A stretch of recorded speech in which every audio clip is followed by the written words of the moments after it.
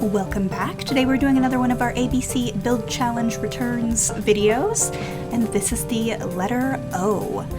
Now, listen, enclosed buildings with like courtyards are hard in The Sims 2 at least. So I decided to do like a half circle and then complete the rest of it with flooring.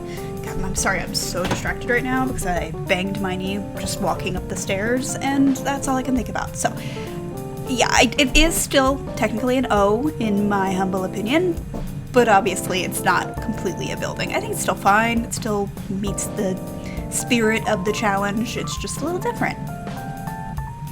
Now I can see this as being some sort of like community-centered government building. It is a community lot. I don't think it really looks like a shop, but it could be. I didn't really set anything specific for this one. I just knew I wanted to play with layers, especially since I was kind of not doing a full circle. And the reason why I didn't is because in The Sims 2, if I did like a full circle, the middle bit would be dark no matter what, even if it was open to like the sun. Because that's how The Sims 2 works. That's the mechanics of the game, and I really hate it. I hate that you can't have a true courtyard.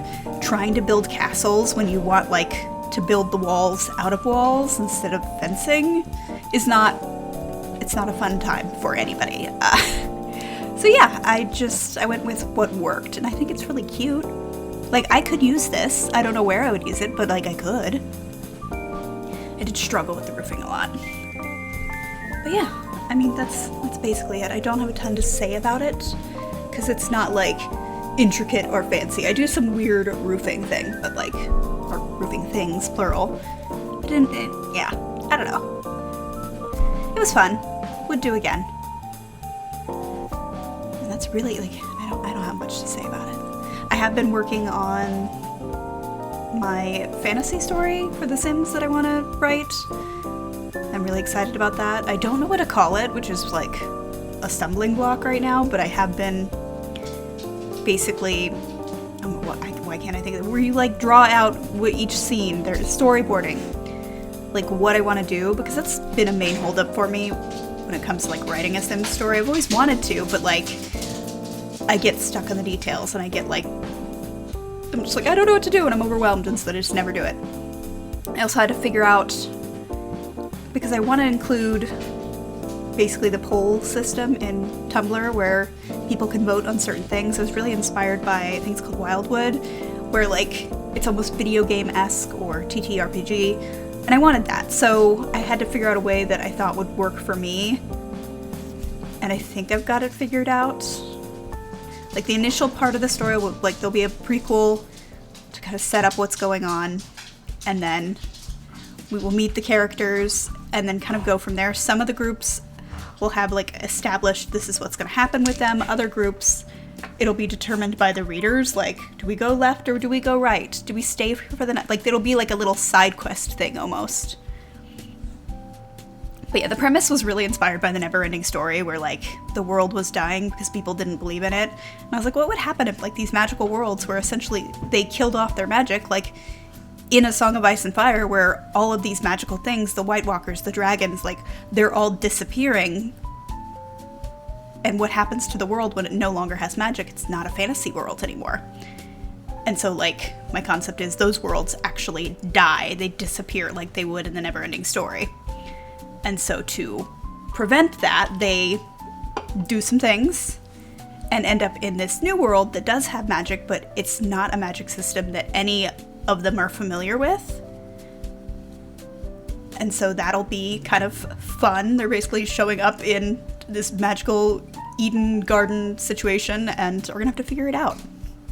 And it's a way for me to like include fantasy characters that like I'm never gonna include in my normal gameplay or even my fanhood. But like I did that video a while ago with the Game of Thrones names, where I was just generating families to see what would happen. So it's gonna kind of be like that, where the names will be familiar names, but they're not related to any particular character within that world. It'll be alternative history for those worlds. So we might get some Targaryens, but they're not going to be like through the bloodline that they're like, oh yeah, that's Daenerys's great niece or whatever. Like I deliberately don't want to, like, we're not tying to that. Using the names, being inspired by, but not actually tying it to these main characters. I don't want that. But yeah, it's going to be A Song of Ice and Fire, Wheel of Time, some Skyrim characters, Lord of the Rings, Once Upon a Time, because my limit is only that there needs to be magic in the world, not that it is a fantasy setting, and I like the idea of putting some more modern magical users in with this world, just to make it fun. Because there's going to be culture clashes. There are also going to be, like, gods in this world that are not familiar to any of them. They will be original characters, and they're going to be very surprised, I feel like, that they suddenly are in charge of people. I haven't decided if they've, like, been generated by people showing up in this world, or that kind of aspect of it. Because I kind of want to be ambiguous about, was this world already here? Did they create it out of, like, sheer need? Like, I don't want to define that too closely, but I don't know. It's a labor of love, and I think I'm gonna have a lot of fun with it, but I just have to really I want to have at least a few chapters fully planned out before I set it up into the world, just so that I have that buffer. We'll see. And yeah, we're basically done with the build here. I just gotta do windows. I really wanted to add these trees. I can't remember if I leave them or not, because them not having grass under them bothered me, but then when you take away the grass, it was uneven, and that was bothering me, and so just can't win. Can't win! Yeah, see? Uneven. Hate it. Dislike. But anyways, I hope you enjoyed this video. If you like this video, please do give it a like. It really does help, and I will see you in the next one.